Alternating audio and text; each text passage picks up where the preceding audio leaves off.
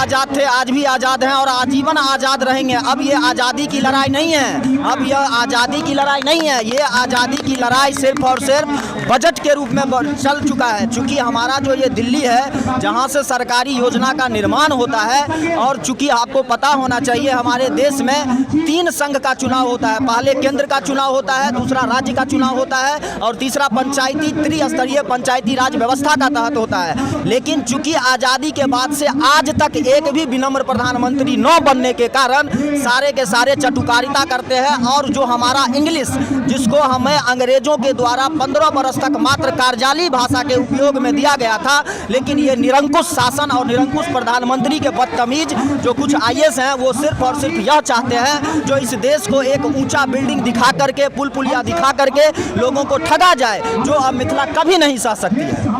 अमृतकाल मनाया जा रहा है पूरे देश में। देखिए, हमारा अधिकार देश में प्रधानमंत्री नहीं दे सकते हैं। हमें जो संविधान मिला हुआ है वह संविधान 60 देशों में विजिट करके बनाया गया था, और ये इसलिए बनाया गया था जो हमारा जो देश है उस देश में चारों तरफ का जो भूमि है वो पूर्णतः हरियाली है, और उस हरियाली में महादेव जो अजर अमर अविनाशी हैं वो बसते हैं। हमारा भारत 3 पार्टों में बटा हुआ था। प्राचीन भारत जो देवी और देवताओं के नाम से जाना जाता था, दूसरा था हमारा मध्यकालीन भारत जो मौर्य साम्राज्य में हमारे कुल देवता को नष्ट किया गया, और आधुनिक भारत जिसमें मौर्य साम्राज्य को नष्ट करके हमने जो आज़ादी पाई थी, इसलिए आज़ादी पाई थी जो समस्त भारतीय जो भारतीय सीमा के भूभाग में रह रहे हैं उसको एक प्रधानमंत्री को जितना फैसिलिटी मिलना चाहिए था वो एक आम आदमी को मिलना चाहिए था। लेकिन मुगल काल के शासन और ये जो गंदा सरकार है भाजपा, ये सिर्फ और सिर्फ कांग्रेस के ही नीति पे चल रही है। उसको सुधार करके ये सिर्फ और सिर्फ एक षड्यंत्र बनाई हुई है, और 100 करोड़ भारतीयों को वोट के लिए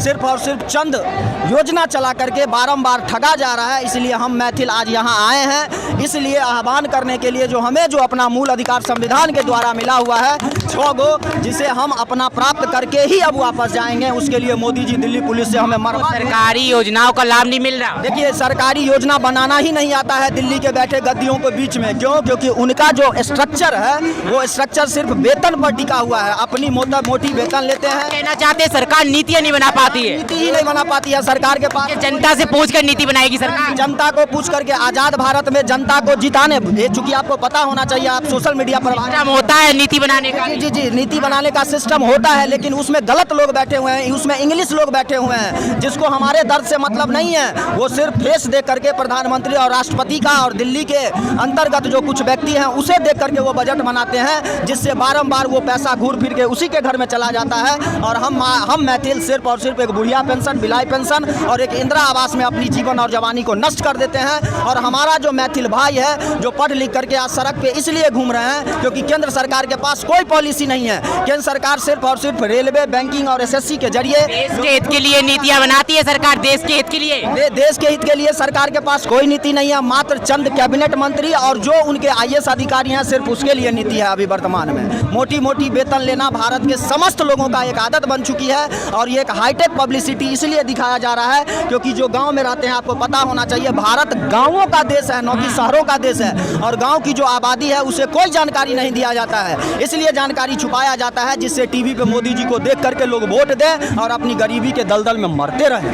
सरासर इल्जाम लगा रहे हैं मोदी। मैं इसलिए लगा रहा हूं क्योंकि मैं वोट देता हूं, मेरा अधिकार है, उनको कोई ब्लेम लगाने की अधिकार नहीं है। हम जनता हैं, ये समस्त जनता उनको वोट देते हैं, और हमारा प्रश्न करके हमारा प्रश्न वहां तक जाए, इसलिए हम उनको ब्लेम लगा रहे हैं। जो प्रधानमंत्री आपने जब वोट दिया था सरकार को, तो सरकार से क्या क्या वायदे मिले थे? सरकारें को कोई वायदे, सरकार के पास कोई पॉलिसी नहीं है। हम तो आजाद भारत में है, हमें निर्वाचन आयोग के द्वारा वोट देने की अधिकार प्राप्त है। हम अपने मत का मतलब आंख होता है, और आंख से जो हम समस्या देखते हैं उसको निदान करने के लिए हम मतदान करते हैं। लेकिन हमारा जो मत यानी कि हमारी जो समस्या में जो हम दान देते हैं, उस समस्या को वो निदान न दे करके हमारे जीवन को सिर्फ और सिर्फ हक और हकूक के लिए मारा जा रहा है। इसलिए हम ये जंतर मंतर से आह्वान करके समस्त कैबिनेट मंत्री, सह प्रधानमंत्री, सह राष्ट्रपति को यह दिखाना चाहते हैं, जो आप जो अपना रवैया ढुलमुल बना करके रखे हुए हैं, उसमें हर एक आदमी अब शैक्षणिक, सामाजिक, आर्थिक और राजनीतिक नीति के प्रति अपना समुचित न्याय लेगा। अगर आप न्याय नहीं लीजिएगा तो हम लोग यही प्राण त्याग देंगे, या तो आप उस गुड्डी से कुर्सी से निकल कर बात करिए। मेरा नाम कुंदन कुमार सिंह। हाँ, तो मेरा यही कहना है, जो गुस्सा नजर आ रहा है सरकार? नहीं, गुस्सा तो आएगा ना, क्योंकि देखिए आज मेरा जो है ये मिथिला राज के लिए, जैसे मेरे मिथिला राज में है पेपर मिल है, चीनी मिल है और ये जूट मिल है, ये सब पूरा बंद पड़ा है। और मेरा ये मिथिला राज छोटा सा नहीं है, ये भी 10 करोड़ के ऊपर से जनसंख्या है, जिसके कारण हम लोग को भी एक राज चाहिए। अगर मिथिला राज बन जाएगा और उस पर ध्यान देगा तो हम लोग फिर आगे बढ़ेंगे, यही मेरा कहना। आप लोग सरकार जो भी नीति निकालती है विरोध क्यों करने लग जाते हो? नहीं, विरोध हम लोग को तो बंद है, इसीलिए हम लोग विरोध करते हैं। मिथिला राज चाहिए, हम लोग को राज बनाना है, मिथिला राज बना दे बस, हम लोग को राज का विरोध। आप मिथिला राज की बात कर रहे हैं, कल कोई और अपने राज्य की नहीं अलग बात करेगा। नहीं करते हैं ना, इधर देखिए आप नेपाल में भी बना है मिथिला राज, सब करेंगे। जहाँ प्रॉब्लम हो रहा है वहाँ तो करना ही है, जहाँ पे भी बंद है। आज हम लोग बिहारी कहता है बिहारी यहाँ कमाने के लिए आए हैं, तो हम लोग एक बिहारी से हट जाएंगे ना, मिथिला राज में घुस जाएंगे। और सरकार पृथक नहीं एक राष्ट्र बनाने की बात करती है। हाँ सरकार, मिथिला हम लोग का राज्य था ही पहले। अगर आप हिंदू धर्म ग्रंथ पढ़े रहेंगे, रामायण महाभारत में सुने रहेंगे, मिथिला प्रदेश था, अयोध्या प्रदेश था। मिथिला को जबरदस्ती बिहार नाम दिया गया। हमारा अपना भाषा है मैथिली, हमारा अपना लिपि है मैथिली का, लेकिन हम लोग का अपना पहचान मिटा के जो है जबरदस्ती हम लोग को बिहार में ये दिया गया है, पहली बात। दूसरी बात, कल कारखाना में सबसे आगे नंबर 1 पे हमारा क्षेत्र था। दरभंगा महाराज का आप नाम सुने रहेंगे। हमारे पास अभी भी ऐसा धरोहर है। योजनाओं का लाभ मिल रहा है आपको सरकार की? नहीं मिल रहा है ना, इसीलिए तो हम लोग के साथ जो है नीतीश कुमार सौतेला व्यवहार करते हैं, समझे ना। जो बिहार सरकार जो भी आया है वो हम लोग के साथ सौतेला व्यवहार किया है। मिथिला क्षेत्र को हमेशा चाहे कि देहात बना के रखे, ठीक है। कभी बाढ़ और सुखाड़ 2 ही चीज हम लोग के साथ होता है और कुछ नहीं, और सब पेपर पे होता है। मिथिला क्षेत्र में कुछ नहीं होता है, सरकार का कुछ लाभ का ये नहीं। विज्ञापन दिए अभी तक किसी को? हाँ, विज्ञापन वगैरह दिए कहीं? विज्ञापन क्या देंगे, हम लोग लड़ रहे हैं, बहुत दिनों से लड़ रहे हैं मिथिला राज्य के लिए। सबको सेंट्रल गवर्नमेंट को भी पता है, हम लोग शुरू से ही लड़ रहे हैं। और आज भी हम लोग शांतिपूर्ण आंदोलन के लिए आए। हम लोग चाह रहे हैं कि शांतिपूर्ण आंदोलन हो और शांतिपूर्ण ही सरकार भी हमारा ये स्वीकार करे, ठीक है ना।